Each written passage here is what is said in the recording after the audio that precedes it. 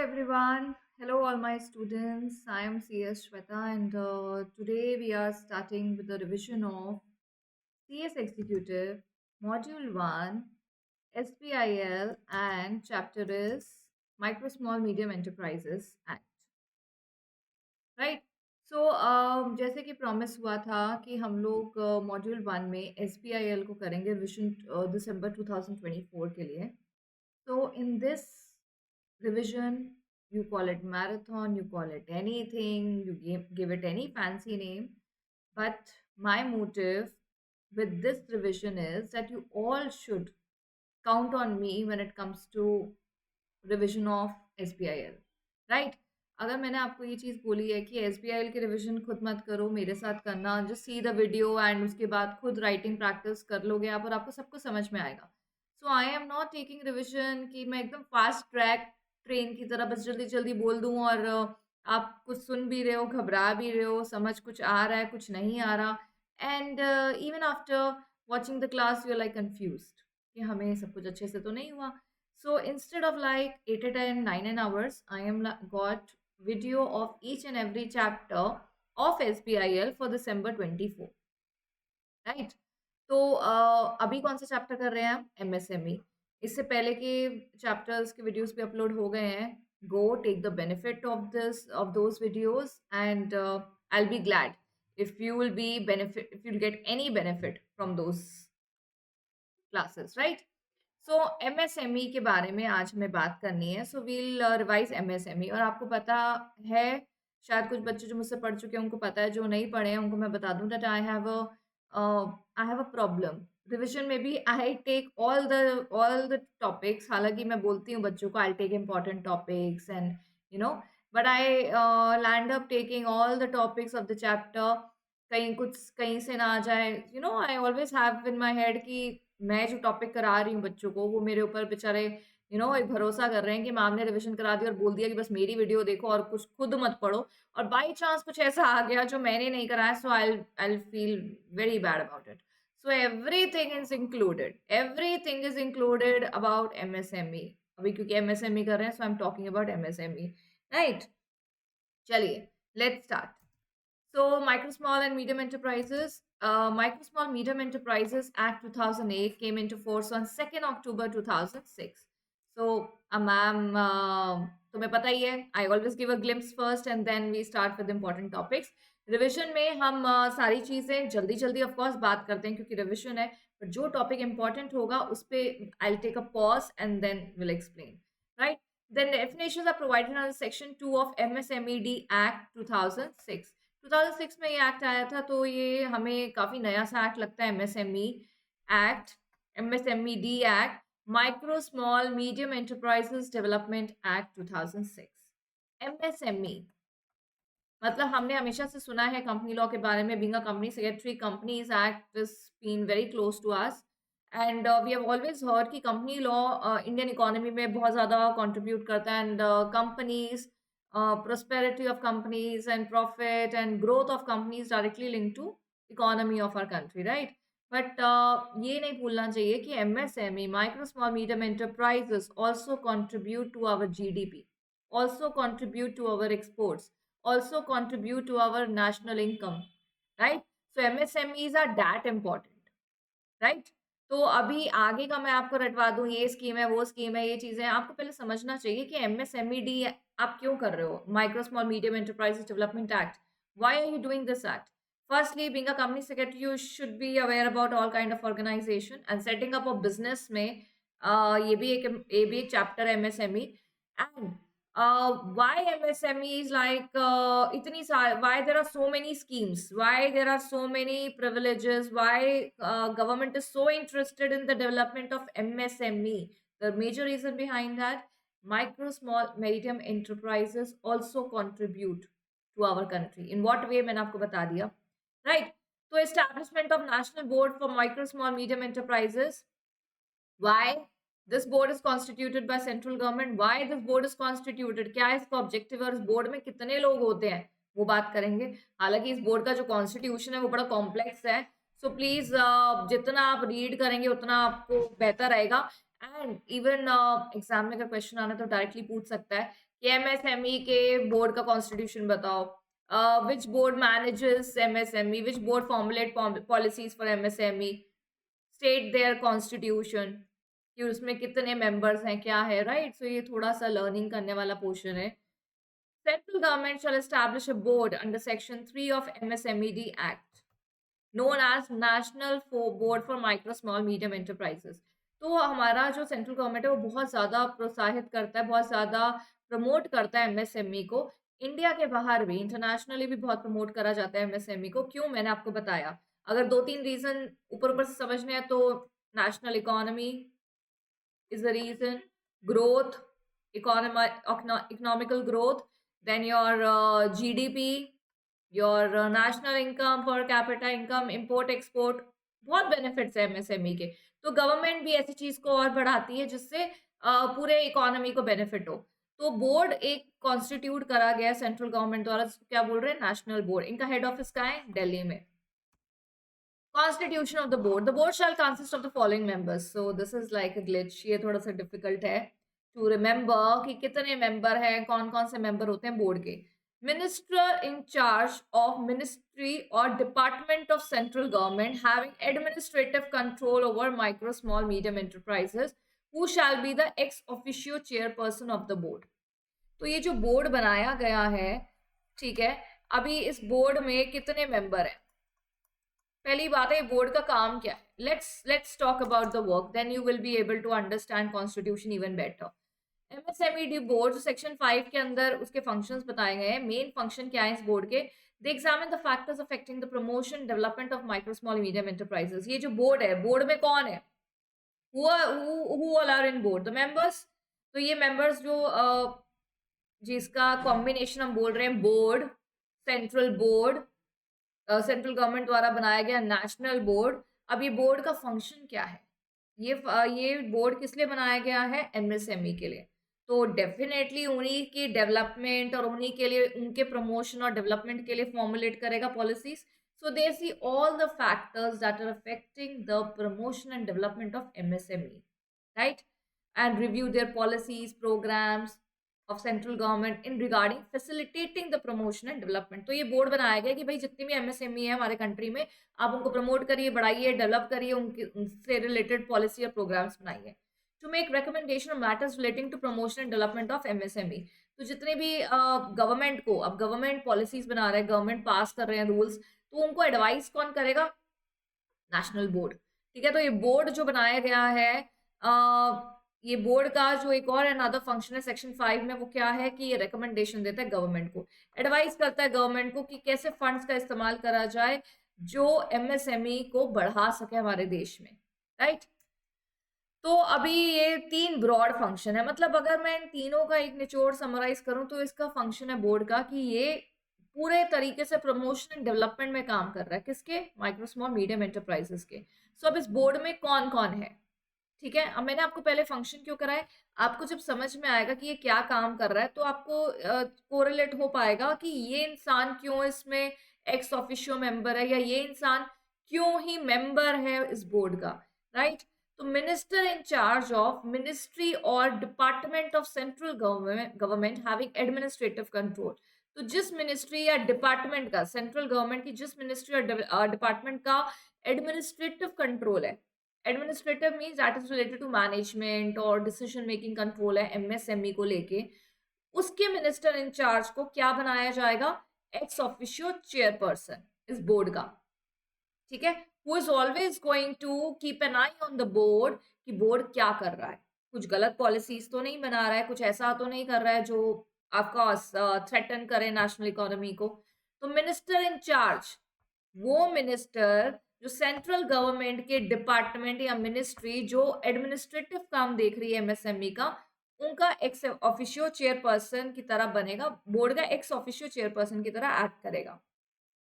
The minister of state और deputy minister if any अगर है तो, द मिनिस्ट्री और department of central government having administrative control of MSME who shall be x officio chairperson of the board. And when there is no such minister or state or deputy minister, such person as may be appointed by central government to be vice chairperson of the board. तो कह रहे chairperson तुमने सुना ना ऊपर, वैसे ही जो minister है उस स्टेट का, ठीक है, जिस डिपार्टमेंट, वो जो डिपार्टमेंट है जो एमएसएमई का एडमिनिस्ट्रेटिव वर्क देख रहा है, उसी स्टेट का जो मिनिस्टर है वो क्या बनेगा, वाइस चेयरमैन, ठीक है। अगर नहीं है कोई मिनिस्टर ऑफ स्टेट, तो उस केस में सेंट्रल गवर्नमेंट अपॉइंट करेगी वाइस चेयरमैन। तो चेयरमैन हो गया, वाइस चेयरमैन हो गया। 6 मिनिस्टर्स अपॉइंट करे जाएंगे स्टेट गवर्नमेंट के, जिनका एडमिनिस्ट्रेटिव कंट्रोल है डिपार्टमेंट्स पे। अगेन, कौन से डिपार्टमेंट्स पे, जो एमएसएमई की प्रमोशन और डेवलपमेंट देख रहे हैं।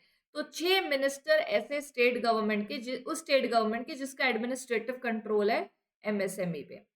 3 मेंबर्स हैं पार्लियामेंट के, एमपी हैं, who shall be elected by the House of People and 1 by the Council of States, or 2 by Lok Sabha and 1 by Rajya Sabha. The administrator of a union territory to be appointed by the central government as a ex officio member. The administrator of a union territory, again जो MSME की जो union territory है, जो उसके admin काम देख रही है, उनका जो एडमिनिस्ट्रेटर है that will be the ex officio. Secretary to the government of India, in charge of the, again, ministry or department of the central government having administrative control of MSME. Smartly देखा जाए तो आप ministry और department of CG having admin control of MSME, ये common चीज है। ऐसी ministry या डिपार्टमेंट जिसका एमएसएमई पे का के ऊपर एक एडमिनिस्ट्रेटिव कंट्रोल है, उसके मिनिस्टर, इंचार्ज, एडमिन, सेक्रेटरी और उसी के एडमिनिस्ट्रेटर के बारे में ज्यादा बात करी गई है। तो आप एक स्मार्ट वर्क से भी इसको लर्न कर सकते हो। एग्जाम में देखा नहीं गया, पूछ भी सकता है। अगेन, मैं आपको ऐसे छोड़ नहीं सकती कि आपको क्या आ जाएगा एग्जाम में, क्या नहीं आएगा। So I need to cover everything.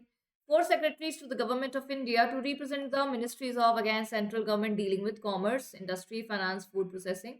So 4 secretaries जो government of India के पैनल में आते हैं, जो ministries को represent करते हैं। Chairman of the board of director of National Bank will be act as a ex officio. Chairman and MD of the board of director of Small Industries Bank ex officio इधर act करेंगे। 1 chairman जो Indian Bank Association के ex officio है। 1 officer of RBI not below the rank of executive director to be appointed by the central government. 20% नहीं, 20 इंसान ऐसे जो represent कर रहे हैं association of MSME, including not less than 3% जो विमेन एंटरप्राइजेस को भी रिप्रेजेंट कर रहे हैं। 3 persons of eminence, one each of the field from economic, industry, finance, commerce, अलग अलग फील्ड से कम 3 ऐसे लोग जो अपने अपने फील्ड में महारत हैं। क्योंकि माइक्रो स्मॉल मीडियम एंटरप्राइज किसी भी फील्ड में हो सकती है, खाने में, कपड़ों में, टेक्नोलॉजी में। 2 representative of central trade union organisation to be appointed by central government. 1 officer not below the rank of joint secretary to the government of India in the Ministry of Department of the central government having administrative control of MSME will be who shall be the member secretary of the board as ex officio. तो आप यहाँ पे अगर देखें तो सारे ही एक क्या बोलेंगे आप, एक हायर डेजिग्नेशन के लोग हैं जो इस बोर्ड के मेंबर हैं। ठीक है, इस बोर्ड का काम क्या है, ये बोर्ड का जो कॉन्स्टिट्यूशन है वो हमने यहाँ पे बात करी है। इसको आप प्लीज रीड करिए, क्योंकि अगर एग्जाम में आपको पूछ लेगा 3-4 नंबर का तो आप लिख सके। ठीक है, एटलीस्ट एटलीस्ट मैं ये तो नहीं बोलूंगी 2 पॉइंट्स लर्न करके जाओ, सारे आप जरूर नजर मारिए, क्योंकि लर्न तो आपको करना है। ठीक है, मेरे साथ अगर आप बार बार रीप्ले करके सुन लोगे तो थोड़ा याद हो ही जाएगा सुन सुन के, but otherwise I would prefer ये जो ब्लैक और रेड में हाईलाइट हुआ हुआ है थोड़ा इस पे ध्यान दीजिए, you will be able to learn. Right, I know being a student आपसे कुछ ना कुछ हियर एंड देयर मिस हो सकता है, बट नॉट अ प्रॉब्लम, जितना याद रहेगा उतना लिखेंगे हम। फंक्शन ऑफ द बोर्ड तो तुमने सेक्शन 5 में पढ़ लिया। ये उन फैक्टर्स को एग्जामिन कर रहे हैं जो अफेक्ट करते हैं promotion and development of MSME. Then they make recommendation on matters also जो प्रमोशन एंड डेवलपमेंट में काम करते हैं। They advise government also again for the how the funds shall be used for MSME. Right, these are their broad 3 functions. तो अभी functions के बारे में अलग से क्वेश्चन आएगा या हमसे बीच में पूछ लेगा, कुछ भी पूछे एमएसएमई के बारे में या बोर्ड के बारे में, आप ये बीच में 3 पॉइंट्स लिख सकते हो। कुछ भी नहीं, मतलब something that is related to board, you can write these 3 functions. Now classification of MSME, these enterprise, enterprise as say MSME, तो it's micro, small and medium। देखो micro, small, medium, Micro, small, medium enterprises revised classification, which is applicable from 1st July 2020. Composite criteria है इनका investment in plant and machinery equipment and annual turnover. तो MSME को पहली बात है divide क्यों कर रहे हैं, why there is a classification of micro small and medium. एक तो आगे लॉस के हिसाब से एप्लीकेबिलिटी के हिसाब से हमें इसको क्लासिफाई करना है कि माइक्रो कौन है, स्मॉल कौन है और मीडियम कौन है। देन इनकी जो क्लासिफिकेशन है that is on the basis of investment in plant and machinery and turnover. So one has to look कि कितना प्लांट एंड मशीनरी में इन्वेस्टमेंट है और कितना टर्नओवर है, उसके हिसाब से आप इसको क्लासिफाई करोगे कि माइक्रो है, स्मॉल है या मीडियम है। मैन्युफैक्चरिंग होनी चाहिए and enterprise rendering services. Those enterprises that are manufacturing and enterprises that are rendering services, अगर उनकी investment in plant and machinery is less than 1 CR and turnover is less than 5 CR, तो हम लोग क्या देख रहे हैं, हम लोग दो क्राइटेरिया देख रहे हैं, plant and machinery and turnover. ठीक है, तो बिल्कुल माइक्रो वाली कौन सी है, जिसकी इन्वेस्टमेंट 1 करोड़ से कम है और टर्नओवर 5 करोड़ से कम है। अभी कुछ बच्चे बोलेंगे अरे मैम ये 1 करोड़ भी कितना बड़ा अमाउंट है, 5 सीआर भी इतना बड़ा अमाउंट है, उसको माइक्रो एंटरप्राइजेस बोल रहे हैं। देखिए अभी कोई सोल प्रोप्राइटर है, ठीक है, हम देखते हैं कि एक सोल प्रोप्राइटर है, वो तो लाखों में 10 लाख की इन्वेस्टमेंट करके बिजनेस स्टार्ट कर लेता है, राइट। तो आप यहाँ कह रहे हैं कि माइक्रो एंटरप्राइजेस, माइक्रो मतलब माइक्रो तो उसको बोल रहे हो जो सबसे छोटा है, और सबसे छोटे वाले की भी प्लांट एंड मशीनरी की इन्वेस्टमेंट कितनी है, 1 सीआर, और टर्नओवर कितना है, 5 सीआर।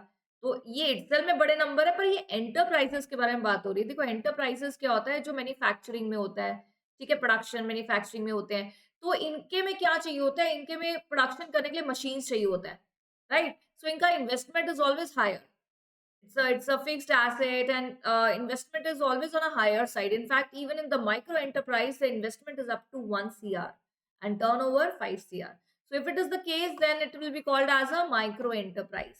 And again 1 cr से ऊपर प्लांट एंड मशीनरी में अगर 1 सीआर से ऊपर इन्वेस्टमेंट है और टर्नओवर 5 सीआर से ऊपर है, तो क्या है आप, स्मॉल एंटरप्राइजेस।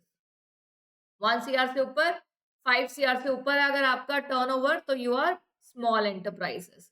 एंड अगर आपका प्लांट एंड मशीनरी में टर्नओवर 1 to 10 सीआर है, मतलब 1 से तो ऊपर है पर 10 सीआर से कम है, 5 सीआर से तो ऊपर टर्नओवर है पर 50 करोड़ से कम है अगर टर्नओवर, तो you will be a small enterprises.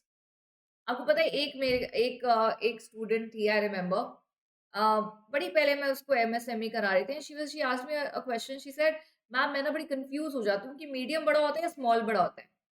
मैंने कहा इसमें क्या कंफ्यूजन है, माइक्रो तो देखो बिल्कुल ही माइक्रो छोटा, स्मॉल मीडियम में कैसे कंफ्यूजन हो सकती है, small is small, medium is bigger than small, right. तो कहती नहीं, मुझे ना लगता है पहले मीडियम आता है फिर स्मॉल आता है।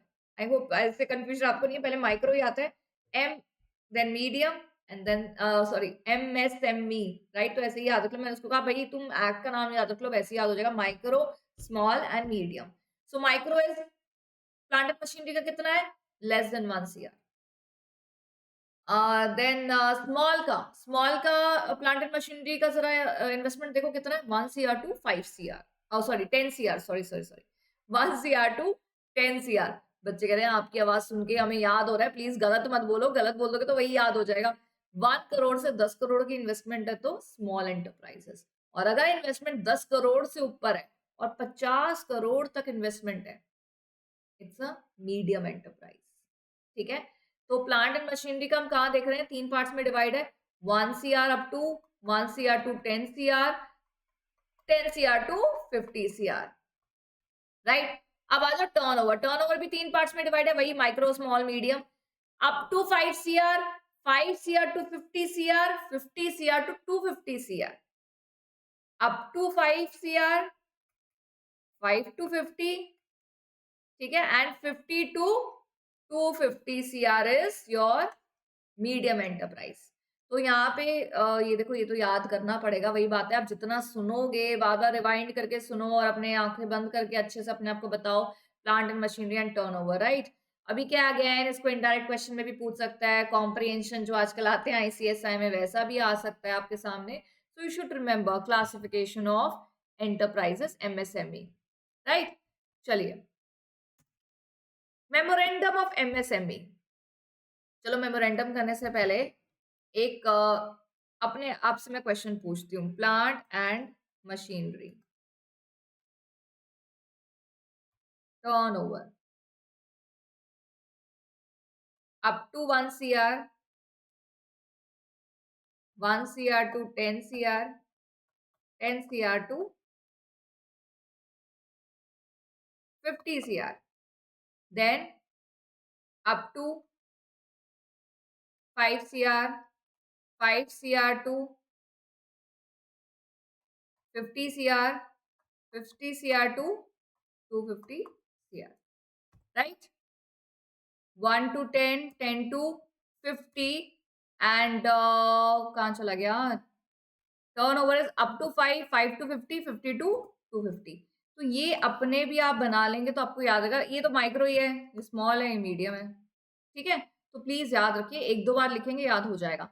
Any person who intends to establish a micro or small enterprise may at his discretion, अगर उसकी चॉइस है तो, or a medium enterprise engage in providing or rendering services may at his discretion, or a medium enterprise engaged in manufacture production of goods pertaining to any industry specified in first schedule to IDRA. अच्छा देखो, MSME की definition क्या बोलती है ना? MSME की definition बोलती है कि माइक्रो स्मॉल एंटरप्राइज वो एंटरप्राइज होती है जो सबसे पहले तो एक एंटरप्राइज है, और एंटरप्राइज की डेफिनेशन बोलती है कि आप एक प्रोडक्शन में, मैन्युफैक्चरिंग में, और वो इंडस्ट्री को बिलोंग करते हैं जो IDRA के पहले शेड्यूल में दिए गई है. इंडस्ट्रीज डेवलपमेंट रेगुलेशन एक्ट का जो पहला शेड्यूल है उसमें जो लिस्ट दी गई है, बहुत बड़ी लिस्ट है, उसमें उसमें उसमें सारे ही आ जाते हैं. मतलब almost you take the name of production of products, बहुत सारे लिस्ट है पूरी इंडस्ट्रीज की. काफी इंडस्ट्रीज आ जाती हैं IDRA के पहले शेड्यूल में. अगर आप वो इंडस्ट्री कि आप उससे रिलेटेड उस इंडस्ट्री में आप काम कर रहे हैं, और अगर आपकी इन्वेस्टमेंट ये है जो अभी हम पीछे पढ़ के हटे हैं, then you can be classified as MSME. तो आपको क्या करना है? You have to require to file the memorandum of micro small और एज अ केस में be medium enterprise with the authority as may be specified by state और central government. तो section 8 कहता है कि अगर तो आप मैन्युफैक्चरिंग में है, उस इंडस्ट्री में जो IDRA के पहले शेड्यूल में है, और आप ऐसे क्लासिफिकेशन के हिसाब से चाहे माइक्रो में आ रहे हैं, स्मॉल में आ रहे हैं या मीडियम में आ रहे हैं, आपको मेमोरेंडम ऑफ MSME भर के देना है एक कंसर्न्ड अथॉरिटी को as per the state and central rules, right? Registration process. The form for registration shall be provided as in the Udyam registration portal. तो उद्यम रजिस्ट्रेशन पोर्टल पे आप जाएंगे, उसके साइट पे, तो वहां पे आप फॉर्म ले सकते हैं, अटैचमेंट डाल सकते हैं. It's a easy process to register your MSME via Udyam. And Udyam का मतलब ही क्या होता है? इट मीन्स जो हमारी मम्मी हमें डांटती रहती है ना, तुमसे तो कुछ होता नहीं है, तुम में कोई, क्या बोलते हैं उसको इंग्लिश में? उद्यम इज लाइक एफर्ट, है ना? हमारे पेरेंट्स के हिसाब से तो हम एफर्टलेस लोग हैं, कहीं पे भी एफर्ट नहीं करते हैं, लेकिन उद्यम मीन्स एक तरीके का एफर्ट. इंग्लिश में अगर बात करो तो it's one of the synonym. तो उद्यम रजिस्ट्रेशन पोर्टल है जिसके थ्रू आप MSME को रजिस्टर कर सकते हो. एंड वन मोर थिंग, जैसे ईज ऑफ डूइंग बिजनेस के बारे में बहुत ज्यादा बात होती है कि मिनिस्ट्री ने बहुत कुछ करा है for the sake of ease of doing business, जैसे स्पाइस प्लस और भी बहुत चीजें करी हैं. सो MSME का रजिस्ट्रेशन भी एक ऐसा ही एफर्ट है कि माइक्रो, स्मॉल और मीडियम एंटरप्राइज इतनी इंपॉर्टेंट है हमारे कंट्री के लिए, तो इनके रजिस्ट्रेशन में the registration shall be easy, so that किसी को भी कोई कोई डिस्क्रिपेंसी या कुछ रिलेक्टेंट ना हो एक ऑर्गेनाइजेशन को रजिस्टर करने के लिए. सो उद्यम रजिस्ट्रेशन पोर्टल याद रखिएगा, ठीक है? There be no fee for filing Udyam registration. How cool is that? कोई फीस ही नहीं है. Aadhaar shall be required, everywhere Aadhaar is required. Aadhaar अगर आप एक सोल प्रोप्राइटर है तो मेन जो ओनर है उसका आधार लगेगा. पार्टनरशिप फर्म है तो पार्टनर का आधार लगेगा. HUF है अगर आपकी, और आप माइक्रो एंटरप्राइज है या स्मॉल है या मीडियम है, तो मेन कर्ता का आधार कार्ड लगेगा, ठीक है ना? इनकेस कंपनी है या LLP है या कोऑपरेटिव सोसाइटी है, तो कंपनी का पैन नंबर जो ऑथराइज सिग्नेटरी है वो साइन करेगा, LLP का पैन नंबर जो भी है ऑथराइज सिग्नेटरी साइन करेगा, एंड कोऑपरेटिव सोसाइटी का भी. In case enterprise is duly registered as an उद्यम with PAN, any deficiency of information जो पिछले कुछ सालों में अगर आपका कोई भी ऐसी इंफॉर्मेशन है जो क्लियर नहीं है तो आपको डिक्लेरेशन फॉर्म देना पड़ेगा. No enterprise shall file more than one Udyam registration. Of course अब एक एमएसएमई है, ठीक है ना, ये एक माइक्रो एंटरप्राइज है हरियाणा में, ठीक है. इन्होंने अपनी रजिस्ट्रेशन कराई है उद्यम में. अच्छा, रजिस्ट्रेशन क्यों करा रहे हो? क्या क्या फायदा मिलता है रजिस्ट्रेशन कराने का ये माइक्रो स्मॉल मीडियम एंटरप्राइजेस को? एक तो प्रोसेस सिंपल हो गया है तो करा लेना चाहिए. दूसरी बात है इनको टैक्स प्रिविलेजेस भी मिलते हैं. तीसरी बात है इनको गवर्नमेंट गवर्नमेंट के काफी स्कीम्स में सहारा मिलता है. तो वीडियो के एंड में we'll be talking about schemes also which are very very important. Whoever intentionally misrepresent or attempt to suppress any self declared fact and figures गलत बताते हैं then definitely you will be penalized as per the act. तो penalty लगेगी अगर आपने कुछ भी उद्यम रजिस्ट्रेशन में या सेल्फ डिक्लेरेशन में कुछ भी ऐसा झूठ या जानबूझ के कुछ कंसील करा fact, so definitely you will be attracting penalty. Now the point is, it may be noted that enterprises for the purpose of this process will be known as Udyam and its registration process will be called as a Udyam registration. Permanent registration number मिल जाएगा आपको after completion, आपको certificate मिल जाएगा, आपको dynamic QR code मिल जाएगा web page पे on our portal and details about enterprises can be access. तो वो जो क्यूआर स्कैनर होगा, रजिस्ट्रेशन नंबर होगा, उससे कोई भी एक्सेस कर सकता है एंटरप्राइज को. There will be no need for renewal of registration. No enterprise shall file more than one registration, वो पढ़ लिया हमने. Any number of activities including manufacturing or service or both may be specified or added in one registration. आप क्या service देते हैं, क्या product manufacturing है, वो सब रजिस्ट्रेशन के दौरान आपको भरना पड़ता है. एंड वंस फॉर ऑल आपको ये चीज करनी है, रिन्यूअल नहीं है, फीस नहीं है, रजिस्ट्रेशन नंबर मिल जाएगा. So there are benefits, right. Benefits of taking Udyam, benefits भी आगे, परमानेंट नंबर मिल जाता है, identification number, it's a paperless process, बिल्कुल सेल्फ डिक्लेरेशन भी हो जाती है इसमें. कोई अगर डिस्क्रिपेंसी है तो कोई दिक्कत नहीं है, सेल्फ डिक्लेरेशन भर के आपको रेमेडियल चीज है, मतलब रिन्यूअल नहीं होता है इसका. कोई भी एक्टिविटीज आपको वहीं पे मेंशन करना है. उद्यम में also help MSMEs in availing the benefit of schemes. वही स्कीम्स के बारे में जो हमने बात करनी है, स्कीम्स का नाम यहाँ पे लिखा हुआ है, नो प्रॉब्लम, अभी करेंगे हम. You are eligible for priority sector lending from banks. ठीक है, अभी देखो तुम बैंक से लोन लेने जाओ तो बैंक वुड नीड मतलब एविडेंशियल प्रूफ कि आपका बिजनेस क्या है. अभी बैंक के भी क्राइटेरिया है. अगर तुम एक सोल प्रोप्राइटर हो, तुम्हें बैंक इतने आसानी से लोन नहीं देगा. लेकिन अगर आप एक रजिस्टर्ड पार्टनरशिप फर्म हो, रजिस्टर्ड एलएलपी हो, आप एक कंपनी हो, आप एक ओपीसी हो, आप कोई माइक्रो एंटरप्राइजेस में आ रहे हो जिसमें आपने गवर्नमेंट से ये सब चीजें करी, आप सेक्शन 8 कंपनी हो, ठीक है, मतलब आप what I am trying to tell you is कि bank also sees the credibility of the organization. ठीक है, तो उद्यम रजिस्ट्रेशन से once you get the card, you get the registration number, तो banking facility and banking lending borrowing भी आसान हो जाती है, right. So let's talk about MSME schemes. Now let's talk about some schemes और इसको हम याद करेंगे schemes को. और I would say अगर एग्जाम में क्वेश्चन आना है तो ये आ सकता है, मतलब it's a very important topic from exam point of view. And अगर मैं पेपर बना रही हूँ तो मैं स्कीम्स का जरूर क्वेश्चन दूँ, ठीक है. अभी अगेन क्वेश्चन ऐसा आ सकता है, डायरेक्टली पूछ लेगा एमएसएमई की स्कीम्स बताओ, या फिर क्वेश्चन आ जाएगा कि तुम्हारा दोस्त है. अगेन आजकल मैंने बोला आईसीएस में बड़े क्वेश्चन, तुम्हारा दोस्त है, अनिकेत इज योर फ्रेंड, फलाना पर्सन इज योर फ्रेंड, मतलब कुछ ना कुछ नाम यूज करते हैं आईसीएसआई में.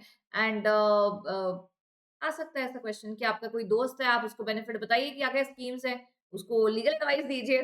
मैंने बोला ना, एक एग्जाम ऐसी जगह जहाँ तुम इतने फ्री में लीगल एडवाइस देते हो और तुम्हें कोई फीस भी नहीं देता है. लेकिन ऐसे अभी तो देखो फ्री के लीगल एडवाइस दे रहे हो, थोड़ा सैक्रिफाइस करना पड़ता है once you become a company secretary, then nothing is free of cost. Prime minister's employment generation programme. Prime minister employment generation, जो हमारा एक कंट्री का दिक्कत, एम्प्लॉयमेंट जनरेशन प्रोग्राम, पीएमईजीपी, याद रखिएगा. आपको एग्जाम में क्वेश्चन आ जाए कि one of your client has a micro enterprises in Gujarat, and उनको कुछ schemes के बारे में नहीं पता है, he just know about one scheme. So be as a legal advisor, as a company secretary in practice, advise your client with respect to various schemes ही can avail as a MSME, right? तो MSME की schemes के बारे में बताइए, मतलब इतना पता है, बस थोड़ा घुमा के बता बोल क्वेश्चन पूछ लिए तुमसे, कोई दिक्कत नहीं है, स्कीम्स का नाम तो आ जाए एग्जाम में, सब याद आ जाएगा हमें। तो PM, PM prime minister, easy हमारे देश की दिक्कत, एम्प्लॉयमेंट जनरेशन एंड प्रोग्राम। तो मैं देखो, मैं सिर्फ याद करने के लिए बता रही हूँ कि पीएमईजीपी याद रखिएगा। तो अभी ये prime minister's employment generation programme है, तो अभी नाम से ही पता चल रहा है पीएमईजीपी में कि यहाँ पे एम्प्लॉयमेंट जनरेशन के बारे में बात हुई होगी definitely. This scheme is to provide aims to provide financial assistance to set up self-employment ventures and generate sustainable employment opportunities in rural as well as urban areas, and to generate sustainable and continuous employment opportunities to rural and unemployed youth, as well as prospective traditional artisans, and thereby halt occupational migration. The scheme is applicable to all individuals above the age of 18 years. क्या कर रही है ये scheme? Employment generation करा रही है। अच्छा, अभी देखो कहीं पे एम्प्लॉयमेंट जनरेशन कैसे होगी? मैं घर पे वेली बैठी हूँ, मैं कुछ काम नहीं कर रही हूँ। अगर मैं अपना कल को बिज़नेस खोलूँगी, 4 लोग रखूँगी, तभी तो एम्प्लॉयमेंट जनरेशन होगी। और कैसे होगी? अगर कोई इंसान कोई काम ही नहीं कर रहा, see we talk about business, but business कहीं पे भी होता है, तभी तो एम्प्लॉयमेंट जनरेट होता है, राइट? तो गवर्नमेंट कह रही है कि prime minister's employment generation programme की योजना में क्या है ना, हम फाइनेंशियल असिस्टेंस देंगे। जैसे अब काफ़ी रूरल एरिया से लोग चले जाते हैं अर्बन एरियाज़ में काम करने के लिए, तो इससे काफ़ी माइग्रेशन होता है, राइट? जैसे यहाँ पे लिखा है ऑक्यूपेशनल माइग्रेशन, तो ऑक्यूपेशनल माइग्रेशन को एक एक स्टॉपेज देने के लिए इस स्कीम में क्या होता है, इस स्कीम में आप गवर्नमेंट कह रही है कि हम फाइनेंशियल असिस्टेंस प्रोवाइड करेंगे। Why you need to go to urban areas? Urban आप चले जाते हो, रूरल वैसे के वैसे ही अंडर डेवलप्ड रह जाते हैं, तो रूरल एरिया में रहकर ही we will provide financial assistance. किसको? आर्टिसंस, लोकल पीपल जो अपना कुछ काम खोलना चाहते हैं। उससे क्या होगा, एक तो वो अपनी जगह से कहीं जाएँगे नहीं और अपनी जगह में भी एम्प्लॉयमेंट जनरेशन होगा। उनके रूरल एरिया में भी एम्प्लॉयमेंट जनरेशन होगा, जो बहुत बड़ा इश्यू है। ठीक है? तो एमएसएमई में इस पहली स्कीम है PMEGP, prime minister's employment generation programme. अब देखो हमने इतनी बात करी है ना, तो आप भूलोगे ही नहीं पीएमईजीपी को। ठीक है? Second loan for upgradation of the existing PMEGP या मुद्रा यूनिट्स जिसको बोलते हैं हम। Mudra means the local units. The scheme caters, अब ये वाली जो सेकंड स्कीम है, ये बोल रही है second loan for upgradation of PMEGP. तो पीएमईजीपी याद है तो ये दूसरी वाली स्कीम भी याद होगी, second loan upgradation. The scheme caters to the need of the entrepreneurs for bringing new technology automation so as to modernise the existing unit. Second loan, अभी सेकंड लोन, पहला लोन ले लिया, बिजनेस ओपन कर लिया, अब second loan हमें क्यों चाहिए होगा? अपने बिजनेस की लिक्विडेशन के लिए, अपग्रेडेशन के लिए, इनोवेशन के लिए, कुछ नया लाने के लिए, right? I have my business supposedly, अब मुझे उसको बढ़ाना है। अब इतनी आजकल नई नई तक टेक्निक्स आ गई हैं, सॉफ्टवेयर्स आ गए हैं, आईटी काफी आ गया है, ऑटोमेशन सिस्टम्स आ गए हैं, so but I need more money, क्योंकि मैं जो पैसा प्रॉफिट कमा रही हूँ वो तो मेरे बिजनेस में ही जा रहा है, and I hardly able to I hardly have any money कि मैं कोई नया चीज ले आऊं। सो ये second loan for upgradation of PMEGP. तो ये इनका ऑब्जेक्टिव होता है कि एक्सपेंशन अपग्रेडेशन को असिस्ट करें, बिल्कुल असिस्ट करें। The scheme is applicable to all existing PMEGP. तो अगर आपका पीएमईजीपी हो, अभी ये बैंक क्या करता है, बैंक से एक बार लोन लेते हैं, बैंक को एकदम टाइम पे ईएमआई देते हैं, तो बैंक और फोन करता है और लोन ले लो भाई, नो प्रॉब्लम, अपनी प्रगति मत रोको और लोन ले लो, क्योंकि बैंक को तुम्हारी क्रेडिबिलिटी दिख गई है। ठीक है? तो पीएमईजीपी में अच्छा काम करो तो second loan for upgradation of PMEGP भी तुम्हें स्कीम मिल जाती है, right? Third, credit guarantee scheme for micro and small enterprises. Credit guarantee scheme, credit guarantee scheme for micro and small enterprises. Credit guarantee, अभी क्रेडिट का मतलब क्या होता है? कोई उधार दे रहा है हमें। Guarantee scheme for micro and small enterprises. The main objective of this scheme is to encourage the first generation entrepreneurs to venture into self employment opportunities by facilitating credit guarantee support for collateral free third party guarantee free loans to the micro and small enterprises, especially in the absence of collateral. This scheme is applicable to all entrepreneurs and aspiring entrepreneurs. इतनी अच्छी-अच्छी scheme बता रहे हो, ये scheme सारी applicable भी होती हैं? मतलब हमने तो कभी नहीं सुनी है। सही बात है, तुमने कभी नहीं सुनी, तुमने सिर्फ़ किताबों में सुनी है। पर ऐसे डिपार्टमेंट्स हैं जो ऐसी स्कीम्स के बारे में लोगों को एजुकेट करते हैं and you are not an entrepreneur या आप कोई एंटरप्राइज़ नहीं खोल रहे हो, तो शायद आपने ये स्कीम नहीं सुनी है। पर स्कीम्स हैं, हमारे देश में ये स्कीम्स हैं, तो ये अगर आप कल को आप एमएसएमई कोई क्लाइंट होता है या अगर आपको खुद एमएसएमई ओपन करनी है, तो ये कुछ स्कीम्स हैं। अब पीएमईजीपी रूरल एरियाज़ की जनरेशन एम्प्लॉयमेंट जनरेशन के लिए। Second loan for PMEGP already existing PMEGP को सेकंड लोन एक और फाइनेंशियल असिस्टेंस के लिए फॉर अपग्रेडेशन। ये जो हमारा ना क्रेडिट गारंटी स्कीम, ये स्कीम का नाम क्या है? Credit guarantee scheme, CGS, credit guarantee scheme. किसके लिए है?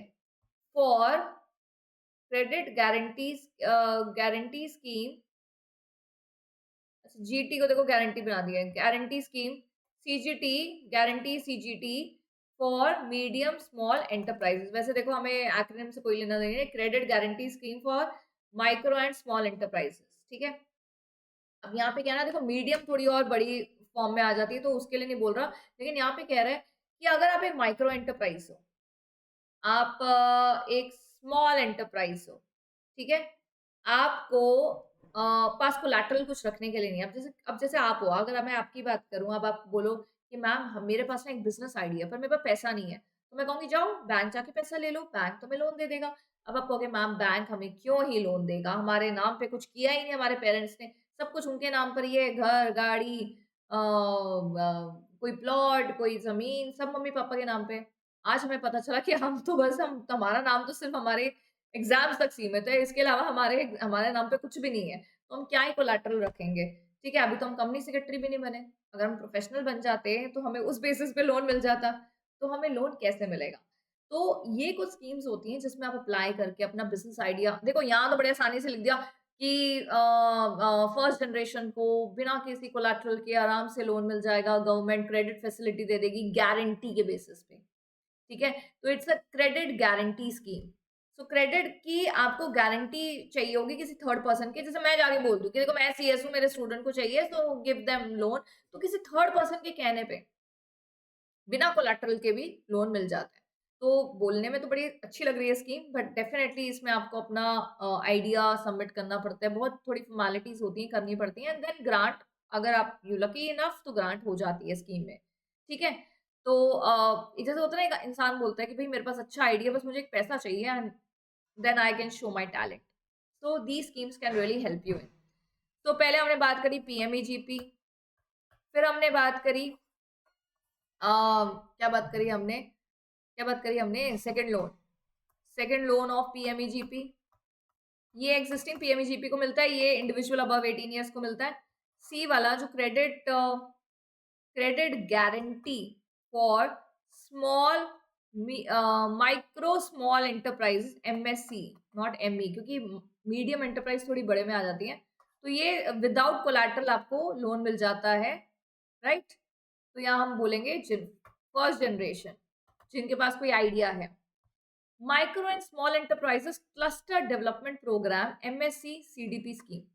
Micro Small Enterprise Cluster Development Program. This scheme is formulated to support sustainability and growth of MSMEs by addressing common issues such as improvement of technology skills, quality market access, etc. to upgrade infrastructure facility in the new or existing industrial areas, clusters of MSMEs.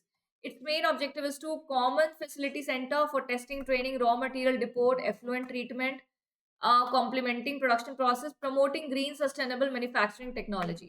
अब ये क्या है? Cluster. Cluster का मतलब क्या होता है? पहली बात, यहाँ बोल रहा है ना माइक्रो स्मॉल एंटरप्राइज, देखो यहाँ देखो एक बात नोटिस करो, माइक्रो स्मॉल, मीडियम भूल गए ये लोग। मीडियम में क्या होता है ना, देखो मीडियम एंटरप्राइज पहुंचते पहुंचते आप आज एक एंटरप्राइज ओपन कर रहे हो, आप माइक्रो, आपका इन्वेस्टमेंट 50 लाख रुपए है, तो आपका इन्वेस्टमेंट प्लांट एंड मशीनरी में 50 लाख रुपए है, आपका टर्नओवर भी कम है, तो आप माइक्रो हो। क्या आप जिंदगी भर आपकी एंटरप्राइज माइक्रो रहेगी? नहीं। एक टाइम आएगा कि वो स्मॉल की कैटेगरी में चली जाएगी, एक टाइम आएगा वो मीडियम की कैटेगरी में चली जाएगी, ठीक है ना? तो माइक्रो, स्मॉल, मीडियम, ऊपर ही बढ़ेंगे ना। आप आपने ये जो बिजनेस खोला है किस लिए खोला है? कि जिंदगी भर माइक्रो ही रहना है? ऐसा तो नहीं होगा ना, बढ़ेंगे, बिजनेस ग्रो करेगा। अभी क्या है ना, मीडियम, मीडियम तो एक नेक्स्ट लेवल है ना। देखो सबसे पहले माइक्रो, स्मॉल, मीडियम। अब मीडियम को वो असिस्टेंस नहीं चाहिए जो माइक्रो और स्मॉल को चाहिए मीडियम तक पहुंचने के लिए। You understand?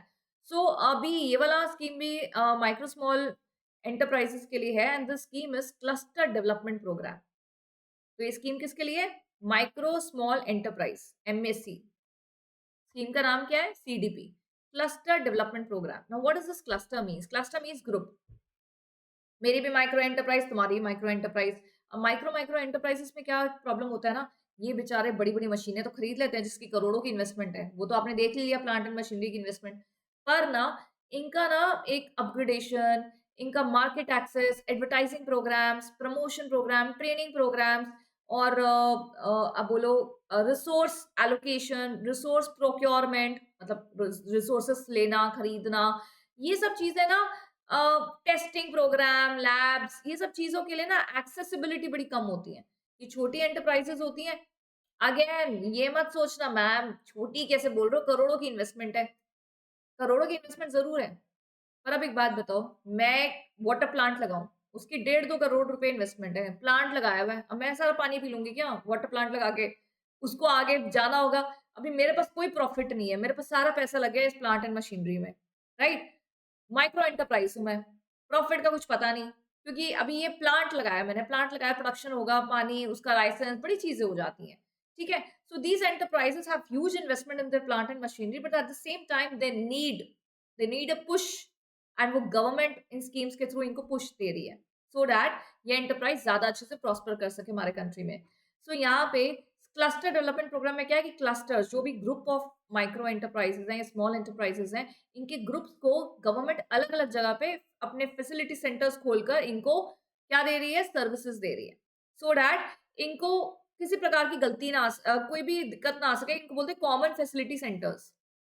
कोई टेस्ट कराना है, कोई जैसे होता है ना फसाई लाइसेंस लेना होता है, आईएसआई मार्क लेना होता है, बड़े सारे लाइसेंसेस होते हैं, ऐसे बहुत प्रकार के लाइसेंस होते हैं, जो इनको अप्रूवल्स लेनी होती है, उसके लिए कॉमन फैसिलिटी सेंटर्स गवर्नमेंट ने ओपन करे हैं, ताकि इनको धक्के ना खाना पड़े, ईज़ी हो सके इनका काम।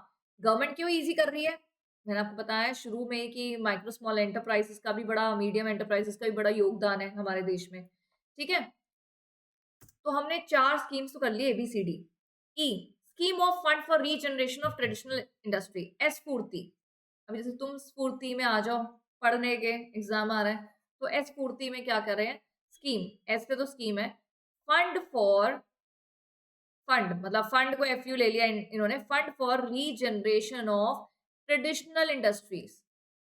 ट्रेडिशनल इंडस्ट्रीज कौन होती है? जो बहुत पुराने से चलती आ रही, पुराने आर्टिसंस हैं, वहाँ पे काम कर रहे हैं। अभी क्या है ना, अभी एक इंसान है, बहुत अच्छा आर्टिस्ट है, बहुत बढ़िया आर्टिस्ट है, लेकिन बेचारा एक कमरे में बंद काम कर रहा है, उसके उसके हुनर को कोई पहचान नहीं रहा, ऐसे बड़ी सारी स्टोरीज़ होती है ना।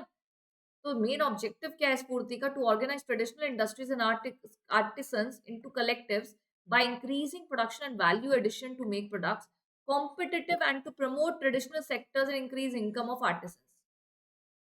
The scheme is applicable to existing artisans from traditional industries, cluster of artisans in sectors such as handicraft, textile, agro, bamboo, honey, coir, khadi industries, right? Just a second.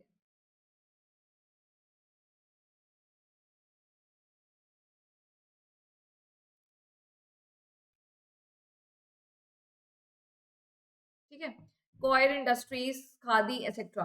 अभी क्या है ना, खादी खादी तो तुम यूज नहीं करते हो khadi. If you see in our country, khadi products हम तो यूज करते नहीं, हम तो बड़े मॉडर्न हैं। बट आप अगर देखेंगे उसका एक्सपोर्ट इम्पोर्ट, हमारे जो इंडिया के ट्रेडिशनल प्रोडक्ट्स हैं वो एक्चुअल में काफ़ी एक्सपोर्ट होते हैं। दे आर एक्चुअली 40 to 50%, मतलब माइक्रो स्मॉल मीडियम एंटरप्राइजेस जो बनाती है ना, हमारे देश से जितना भी एक्सपोर्ट होता है, मतलब एक्स अमाउंट कुछ एक्सपोर्ट हो रहा है, समझो एक्स अमाउंट कुछ है, उसका 45 to 50% वो होता है जो एमएसएमई बना रही है। और एमएसएमई ज्यादा एंटरप्राइजेस जो ऐसी ट्रेडिशनल इंडस्ट्रीज होती है ना, इनको भी बढ़ावा दिया जाता है, ठीक है? बढ़ावा दिया जाता है, इनको रीजनरेट करा जाता है, कैसे? इनको फंड प्रोवाइड करके, ठीक है?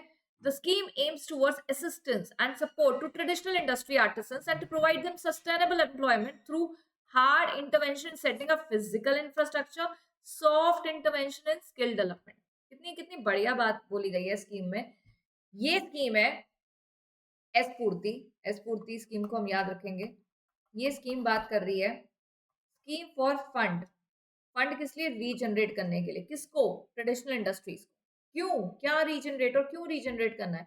इसमें बहुत ही पुराने क्राफ्टमैन आर्टिसंस हैं जो खादी कॉयर के प्रोडक्ट्स में, हनी के प्रोडक्ट्स में डील करते हैं, एंड इनको बढ़ाने के लिए। अभी क्यों बढ़ाने की कोशिश हो रही है इनको? क्योंकि ये ट्रेडिशनल है, ये मॉडर्न नहीं है, क्योंकि आज भी ये उस तरीके से काम करते हैं जो मॉडर्न टेक्नोलॉजी में नहीं होता है। और अगर मैं आपको बताऊं, जैसे आपने सुना भी बहुत होगा कि जितनी मॉडर्न इक्विपमेंट आ गए हैं वो उतने अच्छे इफेक्टिव काम नहीं करते जितने ट्रेडिशनल इक्विपमेंट काम करते थे, ठीक है? तो ट्रेडिशनल इंडस्ट्रीज को बढ़ाने के लिए उनको फंड प्रोवाइड करती है ये स्कीम और रीजनरेशन। अभी अभी स्कीम और गवर्नमेंट को नहीं पता कि कोई कोई बेचारा आर्टिसन कमरे में बैठा हुआ है और ऐसे काम कर रहा है, उसको थोड़ा रीजनरेट करना है। नहीं, इनको अप्लाई करना पड़ता है। Of course they will apply the scheme and then they will get the benefit, right? अब मैम अगर किसी को स्कीम ही नहीं पता तो फिर पता नहीं क्या करना पड़ेगा। लेकिन government time to time schemes को फैलाती है। इनका अलग एक प्रोग्राम होता है जिसमें ये स्कीम्स के बारे में बताते हैं, जागरूक करते हैं लोगों को। डेफिनेटली जो इन फील्ड में होते हैं उनको पता चल ही जाती है, ठीक है ना? अभी देखो, अभी गोल्ड का क्या रेट चल रहा है तुमको पता है? नहीं, हमको तो नहीं पता, क्योंकि तुम्हें गोल्ड के खरीदने से कोई मतलब ही नहीं है। अपनी मम्मी से पूछो, उनको पता होगा। तो जो जिस कंसर्न डिपार्टमेंट में है उसको पता होती है चीजें। अभी यहाँ देखो, यहाँ कह रहे हैं फंड को दिया जाता है as a hard intervention and soft intervention. Intervention का मतलब होता है, मतलब वैसे इंटरवेंशन का मतलब होता है बीच में इंटरप्ट। जैसे अब एसबीआईएल कराने में मेरा इंटरवेंशन है, ये योगदान है, मेरा इंटरप्शन है तुम्हारे रिवीजन में, राइट? इंटरवेंशन। तो गवर्नमेंट कैसे इंटरवीन करती है आपके प्रोसेस में? हार्ड इंटरवेंशन मतलब तुम्हारे लिए इंफ्रास्ट्रक्चर में हेल्प करेगी। सॉफ्ट इंटरवेंशन मतलब तुम्हारे लिए कोई सॉफ्टवेयर या स्किल डेवलपमेंट, मार्केट प्रमोशन, ये सारी चीजें करेगी तुम्हारे लिए, ठीक है? तो दो तरीके से गवर्नमेंट इंटरवीन करती है तुम्हारे बिजनेस में। 5 स्कीम्स कर ली हैं हमने, 5। पता चला तुमको? अभी तुम एग्जाम में आ जाए तो तुम ये पांचों स्कीम लिख लोगे। PMEGP, second loan for PMEGP, फिर हमने क्लस्टर वाला करा, हमने एस पूर्ति करा, एंड देन हमने क्या करा? क्रेडिट गारंटी, क्रेडिट गारंटी वाली। ठीक है, अब इसको याद कैसे करें? कोई इंसान नए नए हमारे देश में आया है तो उसको देश से रिलेटेड स्कीम सुनाओगे तुम, पीएमईजीपी और दूसरी सेकंड लोन वाली।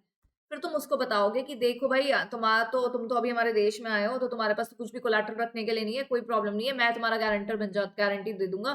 तो ये हमारे देश में एक ये भी स्कीम है, credit guarantee scheme for micro and small enterprises. चलो, तुमने उसकी मदद कर दी, वो भी बड़ा खुश कि बड़ा अच्छा देश है। उसके बाद जब वो इंसान एक क्लस्टर में आ गया, ग्रुप का हिस्सा बन गया, तो उसको एक और बात पता चली, माइक्रो स्मॉल एंटरप्राइजेस के लिए क्लस्टर डेवलपमेंट प्रोग्राम भी है। और अगर कोई बड़ी पिछड़ी हुई इंडस्ट्री है, ट्रेडिशनल पिछड़ी हुई नहीं बोलेंगे इसको, any industry which is like, जिनका वर्क प्रोसेस इज ट्रेडिशनल, तो उस इंडस्ट्रीज के लिए भी एस पूर्ति एक स्कीम हमारे लिए है। Entrepreneurship and skill development programme, ESDP, EDP. अच्छा, ईडीपी याद है तुम्हें? एग्जीक्यूटिव डेवलपमेंट प्रोग्राम हमारे हमारे आईसीएसआई में है ना, हमारे हमारे आईसीएसआई में। तो उससे याद रखो, ईएसडीपी ये है हमारा entrepreneurship and skill development programme. ESDP schemes aim at promoting new enterprises. वो ट्रेडिशनल वाला था, न्यू एंटरप्राइजेस है, ठीक है? It is applicable to all the existing entrepreneurs. It facilitate entrepreneurship and self employment awareness and motivation to different section, including SC, ST, women, differently abled, ex-serviceman, BPL person as career option, entrepreneurship, skill training, agro-based, hosiery, food, fruit processing, carpet weaving, mechanical engineering, ये सारी चीजें पढ़ो। Is the main target of scheme. कह रहे हैं हमारे देश में ये सारे काम, जो भी ये सारे सेक्टर के काम जो भी नए एंटरप्रेन्योर्स कर रहे हैं, उनको मोटिवेट करने के लिए। अभी देखो, कोई है कोई आर्टिसन है जो काम कर रहा है, लगा लो आप कॉयर कॉयर प्रोडक्ट्स, पता है आपको? देखो, यहाँ कॉयर लिखा नहीं है। या सेरेमिक ले लो, glass and ceramic, glass and ceramic की कोई मैन्युफैक्चरिंग कर रहा है। अब ये जो इंसान है, जैसे आज मैं बताऊं, सबसे बड़ी स्कीम तो इंस्टाग्राम की है। जिसका कोई बिजनेस चल रहा होता है गांव के किसी कोने में भी, वो इंस्टाग्राम पे, अगर उसको इंस्टाग्राम पता है ना, कोई स्कीम पता है या नहीं पता है, बस फॉलोअर्स वहां से एक्सपोर्ट हो। मैं देखती हूँ इंस्टाग्राम देखते देखते, I have seen some pages, some people who are into like business and business at a very small scale, मतलब महीने के 2 प्रोडक्ट बिक रहे हैं। 6 महीने के बाद मैं देख रही हूँ इतनी रीलें डाली है उन्होंने कि मतलब फिर फोटो डाल रहे हैं, एक दिन में हमारे 500 ऑर्डर, देख रहे हो तुम। And people are like after trends, लोग कहते हैं जहां ट्रेंड वहां हम। ट्रेंड अगर किसी पहाड़ से कूदने का होगा तो हम वहां से भी कूद जाएंगे, ट्रेंड है। सो अपनी लाइफ में थोड़ा बैलेंस करना चाहिए, बहुत ट्रेंडी भी नहीं होना चाहिए एंड बहुत ये भी नहीं कि you like out of the universe, आपको you should be somewhere in middle, right. तो चलो एनीवे, कोई सेरामिक मैन्युफैक्चरिंग एंटरप्राइज है, कोई ग्लास मैन्युफैक्चरिंग है, या कोई कॉयर, कॉयर का भी ना एक कॉयर अभी पीछे भी आया था, वहां पे मैं आपको बताना चाह रही थी। कॉयर, कॉयर इंडस्ट्रीज वो होती हैं जो एक कोकोनट का सूखा हुआ पोर्शन होता है जिससे मैट्रेसेस बनते हैं, तो कॉयर इंडस्ट्रीज होती हैं। तो ऐसी इंडस्ट्रीज को जब बढ़ावा देना होता है तो गवर्नमेंट मोटिवेट करती है उनको, बाय प्रमोशन में हेल्प करती है उनकी, उनके एक्सपोर्ट में हेल्प करती है उनको, एक्सपोर्ट प्रमोशन करती है उनका ऐसे इंडस्ट्रीज का। तो ये नए एंटरप्रेन्योर्स के लिए entrepreneurship skill development programme. The scheme make provision for management capacity like training, HRM, marketing, मैंने आपको बताया एक्सपोर्ट मैनेजमेंट, डॉक्यूमेंटेशन। जैसे कोई इंडस्ट्री है, सेरामिक इंडस्ट्री है, बोले कि हमें बाहर जाना है, जाओ, बिल्कुल जाओ। तुम बाहर जाओगे तो हमारे देश में का एक्सपोर्ट होगा, तुम बाहर काम करोगे, हमारे देश में डॉलर में पैसे आएंगे, बिल्कुल जाओ। तो तुम्हारी मदद कौन करेगी? ये स्कीम में रजिस्टर करा लो, गवर्नमेंट है तुम्हारे साथ। तो ये सब चीजों में government will help you, right. Then we have Assistance to Training Institution Scheme. Assistance to Training Institution Scheme. The scheme targets to create and strengthen infrastructure assistance for entrepreneurship and skill development training program. The scheme targets, इस scheme में क्या है? Assistance to Training Institution. The scheme targets to create and strengthen the infrastructure assistance for entrepreneurship and skill development training program, providing proper support for infra, capacity building of training institution or ministry of MSME and existing state level EDIs. The scheme also aims in supporting skill development program by training institution or ministry of MSME. Assistance to training institution ये directly entrepreneurs को help नहीं कर रहा है, ये MSME की ministry को help कर रहा है कि वो प्रॉपर ट्रेनिंग प्रोवाइड कर सके, चाहे वो इंफ्रास्ट्रक्चर के रिस्पेक्ट में है या वो सॉफ्ट स्किल डेवलपमेंट ट्रेनिंग है, so that again entrepreneurs can grow. So the ultimate object of all the scheme, जितनी भी schemes हैं, इनका एक ही ultimate objective है, MSME की promotion and development, उनकी growth। कोयर विकास योजना, अरे कोयर की तो बिल्कुल योजना आ गई, कोयर की तो एक स्कीम आ गई, जिसको अम्ब्रेला स्कीम भी बोला जाता है, स्किल अपग्रेडेशन एंड महिला कोयर योजना। The main objective of the scheme is to impart training and processing of coir and value addition to potential worker, coir artisans, entrepreneurs through field training centers and training institution of coir board. अब एक बात बताओ, दिल्ली में बहुत देखी जाती है fishing, पता है तुमको? क्या मैम जोक? यस, बिल्कुल जोक था, दिल्ली में बिल्कुल फिशिंग नहीं देखी जाती है, लेकिन फिशिंग, फिशिंग कुछ जगहों का बहुत ही मेजर ऑक्यूपेशन होता है, सोर्स ऑफ इनकम होता है बहुत लोगों के लिए। वैसे ही कुछ ऐसी ऐसी जगहें हैं जहाँ पे एक मेन सोर्स ऑफ इनकम, एक पर्टिकुलर डोमिनेंट ऑक्यूपेशन होता है वहाँ पे। जैसे एक योजना कुछ जगहों पे होती है जहाँ पे कॉयर का वर्क होता है, मैंने आपको कॉयर का मतलब बताया है। तो उन एंटरप्रेन्योर्स को ऑन फील्ड ट्रेनिंग देना, वहाँ के आर्टिसंस को एजुकेट करना कि कैसे चीजें होती हैं, उसके लिए स्कीम बनाई गई है कॉयर विकास योजना। मैम ये कॉयर को इतना क्यों बढ़ा रहे हैं?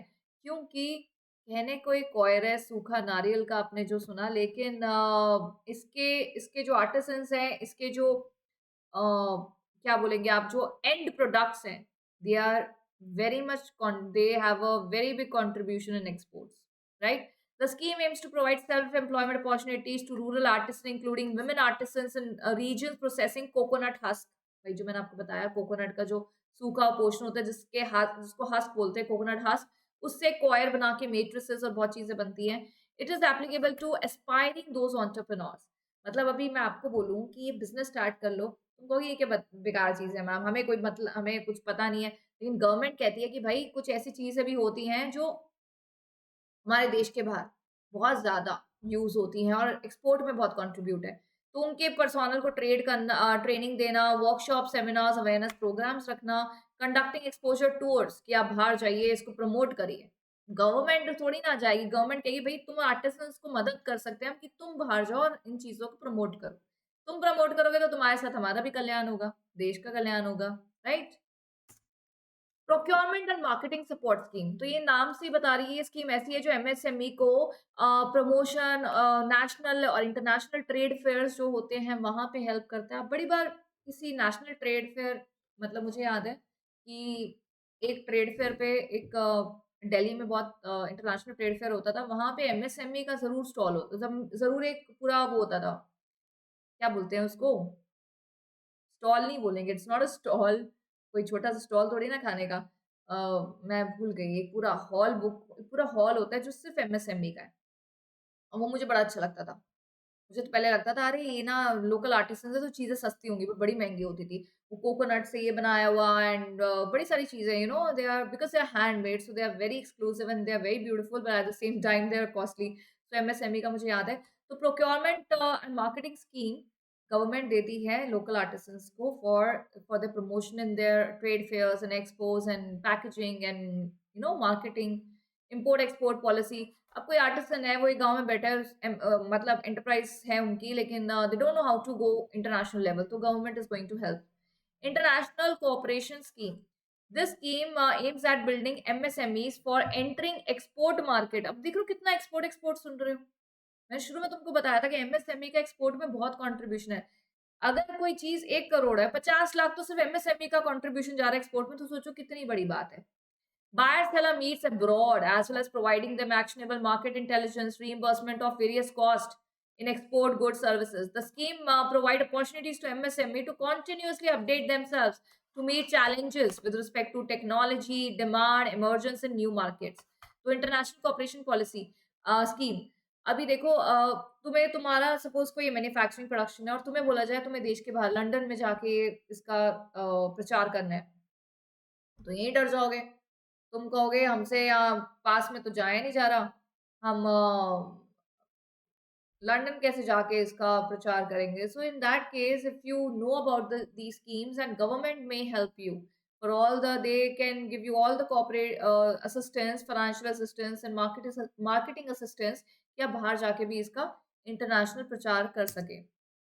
नेशनल SC/ST हब स्कीम, तो इस स्कीम में they provide professional support to schedule caste, schedule tribe and help them under MSME order 2012, जो कहता है कि बिजनेस प्रैक्टिस और स्टैंड अप इंडिया इनिशिएटिव्स के अंडर SC/ST एंटरप्रेन्योर्स को भी बढ़ावा दिया जाए।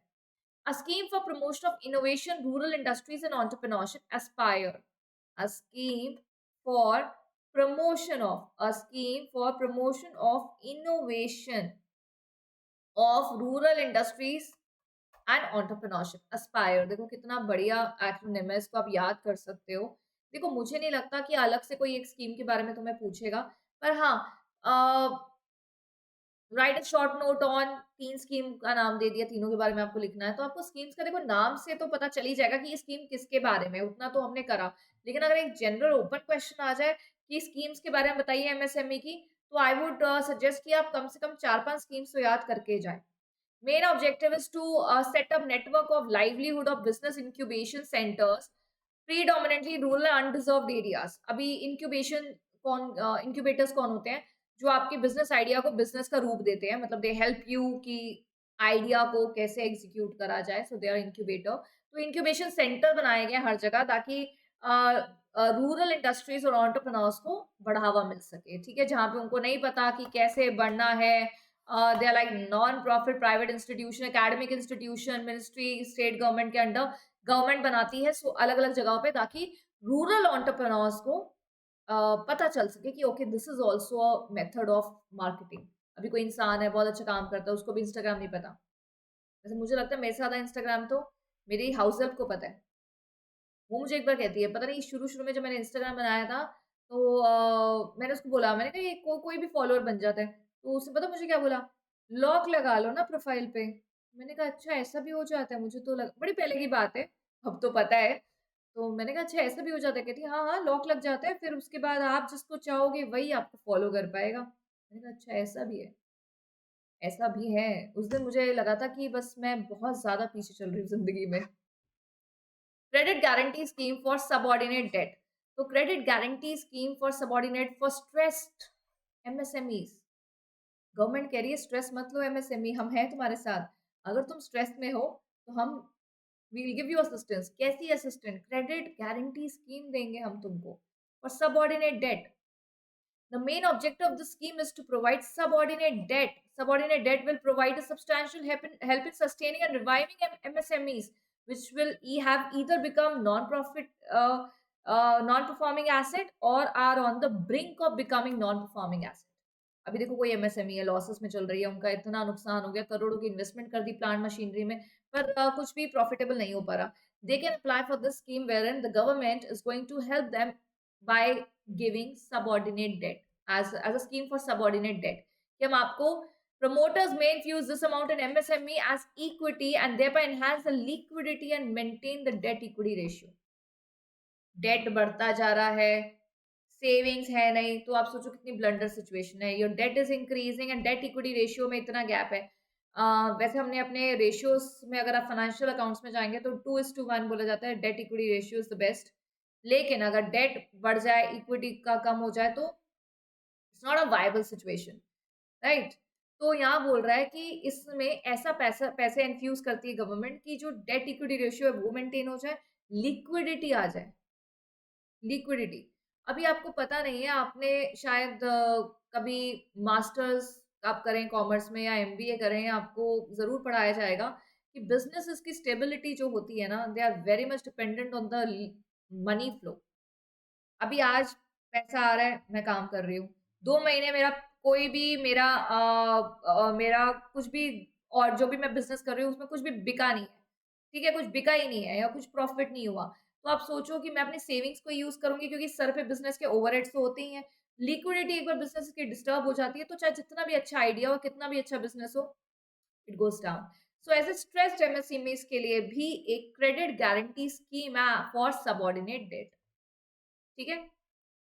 Self reliant India SRI fund, this scheme is yet to be launch, अभी इंडिया में आई नहीं है, मतलब इंडिया ने मतलब लॉन्च मतलब बता दी गई है बट नॉट एज अ एक होता है ना इम्प्लीमेंटेशन में नहीं आई है। India has embarked upon the path of self-reliant economic growth for achieving economic superpower. Towards this end, one of the initiatives taken by Government of India is the launch of Self-Reliant India Fund. This fund structure is designed in a manner that it will be leverage the strength of the private sector in providing growth capital to viable MSMEs in definite growth plan. हालांकि यहाँ तो लिखा है कि ये scheme अभी yet to B launched है और ये सब चीजें, लेकिन गवर्नमेंट ने हमेशा से काफी स्कीम्स ऐसे टाइम टू टाइम निकाली है जिसमें उन्होंने बिजनेस प्रपोजल्स को फाइनेंस करा है, ठीक है। हालांकि अब प्राइवेट फाइनेंसिंग और बहुत चीजें होती है बट गवर्नमेंट कह रहा है self reliant India fund scheme में we will infuse fund on those MSMEs which have a very bright vision, right? वही बात है, विजन तो सबके पास होता है, पैसा इज अ प्रॉब्लम। एमएसएमई संबंध, संबंध।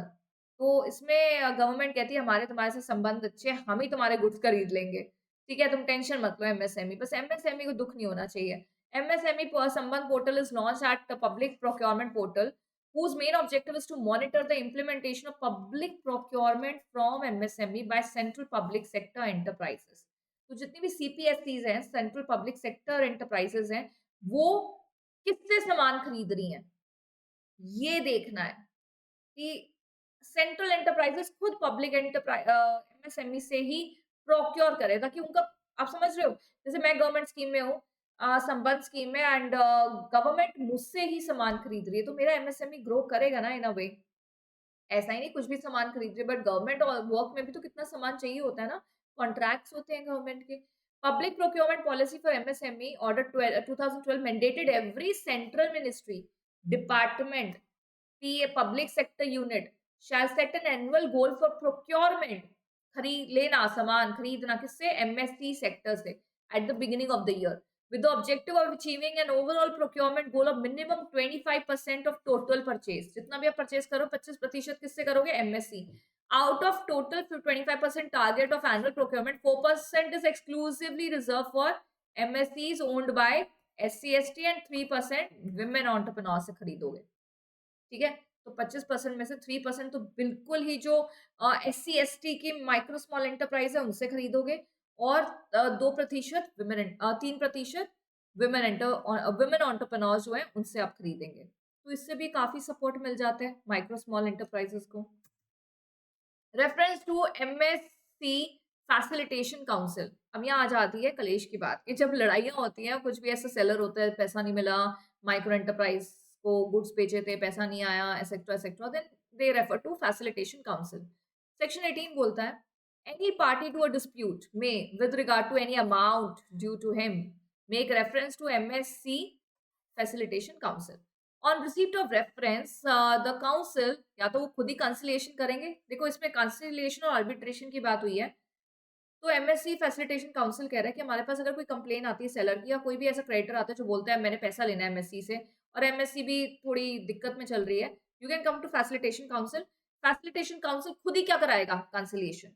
अगर खुद नहीं करा सकता तो वो एक ऐसे इंस्टीट्यूशन, वेयर इज इट, हाँ, they seek the assistance of institution or center जो alternate dispute resolution service देता है और फॉर कंडक्टिंग कंसिलिएशन, या तो खुद करवाएगा या खुद करेगा कंसिलिएशन, या करवाएगा फैसिलिटेशन काउंसिल। जहां पे कंसिलिएशन इनिशिएट हुई पर सक्सेसफुल नहीं हुई, हमारा देश है भाई, एक बारी में तो कहाँ ही कोई प्रॉब्लम हमारी सॉल्व होती है, then it stands terminated without any settlement. The council या तो खुद आर्बिट्रेशन करेगा या फिर रेफर करेगा किसी इंस्टीट्यूशन या सेंटर को कि आर्बिट्रेशन करो, ये दोनों पार्टी की जरा दिक्कतें सुलझाओ, इनके डिस्प्यूट रिजॉल्व करो। Micro and small enterprise facilitation council और द सेंटर जो प्रोवाइड कर रहा है ADR सर्विस जैसे कंसिलिएशन और arbitration shall have jurisdiction to act as the arbitrator or conciliator in a dispute between the supplier located within the jurisdiction and buyer located anywhere in India। क्या मतलब है इसका? Supplier and buyer, अभी supplier ने case करा कि मेरे को पैसा लेना है, मेरे को पैसा नहीं दे रहा MSC, ठीक है, तो सप्लायर कौन से फैसिलिटेशन काउंसिल के पास जाएगा, जो जहां वो सप्लायर है उस एरिया की ज्यूरिसडिक्शन जिस फैसिलिटेशन काउंसिल के पास है, they will refer that dispute to that council. वो काउंसिल पहले कंसिलेशन की ट्राई करेगा, फिर आर्बिट्रेशन की ट्राई करेगा, ठीक है। एंड बायर चाहे कहीं पे भी हो, कोई दिक्कत नहीं है।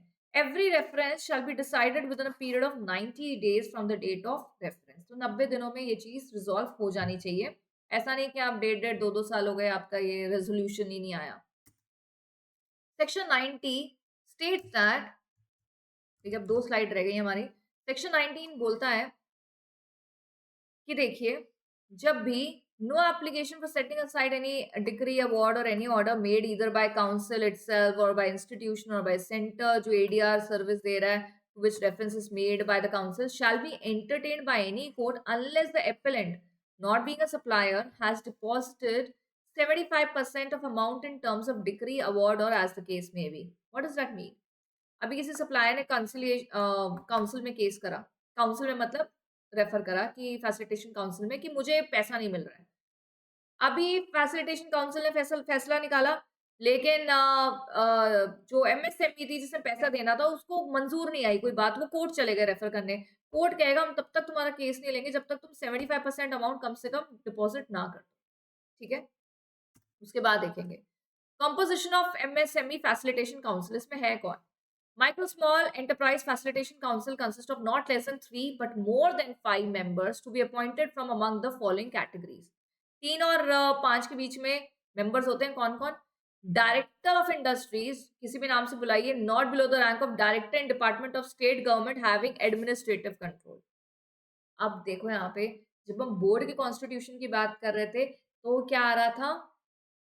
Department of central government having administrative control, तो यहाँ पे स्टेट गवर्नमेंट की मिनिस्ट्री जो एडमिनिस्ट्रेटिव कंट्रोल कर रही है MSME की एंटरप्राइजेस पे, उनके जो डायरेक्टर ऑफ इंडस्ट्रीज है वो यहाँ पे क्या बनेंगे? माइक्रो स्मॉल मीडियम एंटरप्राइजेस के फैसिलिटेशन काउंसिल के डायरेक्टर। वन और मोर ऑफिस बेयरर्स और रिप्रेजेंटेटिव जो भाई MSME की स्टेट के रिप्रेजेंटेटिव्स हैं। वन और more representative of bank and financial institution, वो भी इसके मेंबर बनेंगे, किसके? फैसिलिटेशन काउंसिल के। वन और more person having special knowledge in industry, finance, law, her field से जो एमिनेंट नॉलेज रखते हैं उनको इस काउंसिल का मेंबर बनाया जाएगा। ठीक है, कि काउंसिल क्या काम कर रही है, what is this council doing? Council is resolving the dispute between who? MSME and their suppliers or any person, right? तो इनके बीच में कोई भी डिस्प्यूट होता है, ऑल्टरनेटिव डिस्प्यूट रेजोल्यूशन देना होता है, तो कौन देता है? Facilitation council. खुद करते हैं या कंसलेशन कराते हैं, खुद आर्बिट्रेशन करते हैं या आर्बिट्रेशन कराते हैं, एंड इनके जो भी फैसले होते हैं उसको चैलेंज आप कोर्ट में भी कर सकते हो, right? So this is all about facilitation council, and this is all about micro.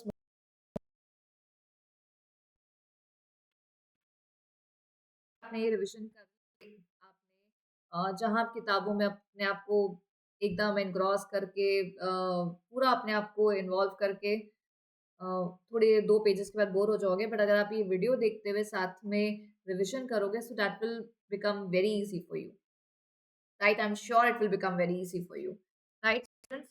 So you have more such chapters of revision. SBIL, you have revision of every chapter of SBIL on this channel. Take utmost benefit of this and give your exams. And I wish you all the best for your exams. And I can just give you one advice. मैंने बड़ा अच्छा coat सोचा था आने से पहले, मैं भूल गई। मैं सोच रही थी कि मैं बच्चों को ऐसा बोलूँगी, पर मैं भूल गई। छोड़ो, कभी याद आएगा तो विल टेल यू।